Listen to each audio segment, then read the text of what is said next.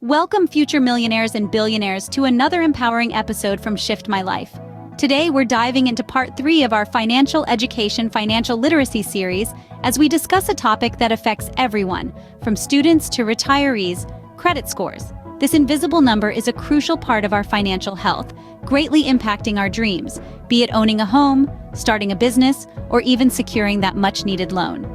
Understanding and improving your credit score is fundamental to many financial endeavors. Ready to uncover the mystery of credit scores? Buckle up! And be sure to subscribe for more wealth-building and self-improvement insight. Let's get into it. Imagine your financial life as a report card. Your credit score would be your GPA. Now let's dive into what a credit score really is. Picture it as a numerical expression, a representation of your creditworthiness. This score is determined by your credit history and lies somewhere between 300 and 850.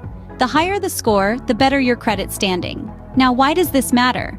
Well, lenders, like banks and credit card companies, eye this score when you apply for a loan or a credit card.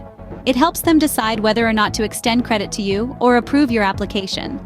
A high score can lead to lower interest rates, better terms, and more accessibility to credit. In essence, it's your financial reputation, and it follows you wherever you go. So, it's clear.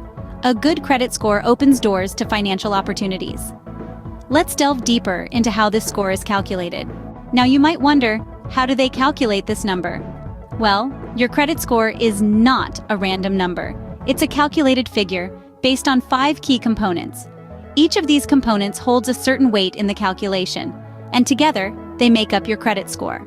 Firstly, we have your payment history. This is the most significant chunk of your credit score, contributing about 35%. It's all about whether you've paid past credit accounts on time. So if you're punctual with your payments, you're already on the right track. Next up is the amount you owe, which makes up about 30% of your score. This isn't just about how much debt you have, but also how much of your available credit you're using. It's known as credit utilization. Keeping this ratio low is key to a good credit score. The third component is the length of your credit history, accounting for about 15%. This is where time is in your favor. The longer your credit history, especially if it's with a good payment record, the better for your score. Then we have new credit, contributing around 10%. This refers to recently opened credit accounts and how many new applications for credit you've made. A sudden spike in either could be a red flag to the lender, indicating potential financial trouble.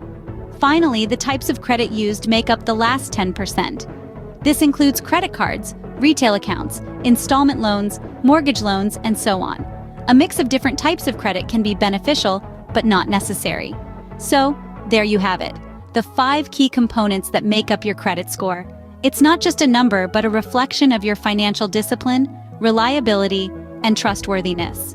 By understanding these components, you can better manage your credit behavior and take proactive steps to maintain or improve your score. Understanding these factors can help you take charge of your credit score. So who's behind the number? Well, let's pull back the curtain and meet the players involved. In the United States, there are 3 main credit bureaus: Experian, TransUnion, and Equifax. These are independent agencies that collect credit information. But what does that mean? Well, whenever you take out a loan, use a credit card, or pay certain bills, or fail to, this information is reported to these bureaus. They gather this data from lenders, creditors, and public records, then compile it into your personal credit report. This report is a comprehensive record of your credit history, detailing your borrowing and payment habits.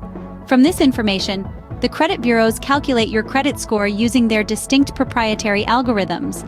Each bureau might calculate your score slightly differently depending on the specific data they have on file for you.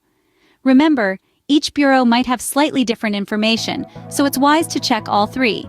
That way, you can ensure you're not missing any crucial details that could impact your credit score. Now comes the million-dollar question: how can you improve your credit score? For many, improving their credit score might seem like a daunting task. But fear not, with a few simple strategies and a dash of diligence, you can pave the way to a healthier credit score. First and foremost, pay your bills on time.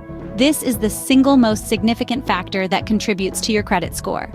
Late payments can have a severely negative impact, so set up auto payments or reminders to ensure you're always on time.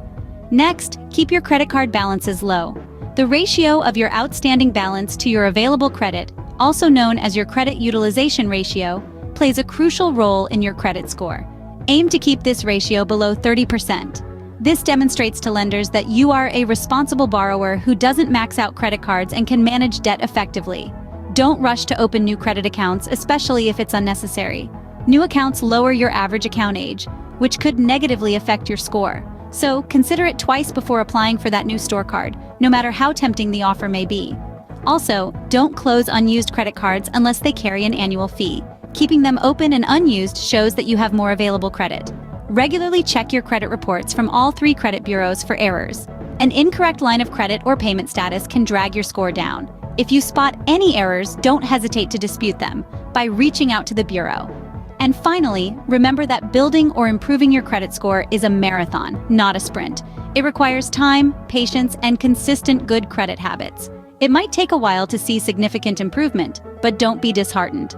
Keep your financial goals in sight and stay the course. Now, you're equipped with the knowledge to take control of your credit score. Start implementing these steps today and watch your credit health flourish over time. With patience, focus, and discipline, you can build a strong credit score. Now it's your turn. Has this information been helpful? Let us know in the comments. And be sure to subscribe for regular wealth building and self-improvement insight. Until next time, stay focused, stay productive, and stay fruitful. Now you're equipped with knowledge to take control of your credit score. Today, we've journeyed through the landscape of credit scores, understanding what they are, how they're calculated, and who's doing the calculations. More importantly, we've laid out practical steps that can propel you towards better credit health. Remember, your credit score is a numeric representation of your creditworthiness, a critical factor that lenders consider when you're seeking financial help. It's a 3-digit number, generated by credit bureaus, using information from your credit report. Understanding how it's calculated is key. It's a mix of your payment history, amounts owed, length of credit history, new credit, and types of credit used. Each of these elements holds a different weight in the score, with payment history and amounts owed being the most significant. Improving your credit score isn't an overnight feat. It requires consistent good credit habits, timely bill payments, keeping low balances, avoiding new debt, and regularly checking your credit reports for inaccuracies. The journey to a high credit score is a marathon, not a sprint. It might seem challenging, but remember, every step you take towards improving your score is a step towards financial freedom. We'd love to hear your thoughts in the comments section. And don't forget to subscribe for more wealth building and self-improvement insights. Until next time, stay focused, stay productive, stay fruitful.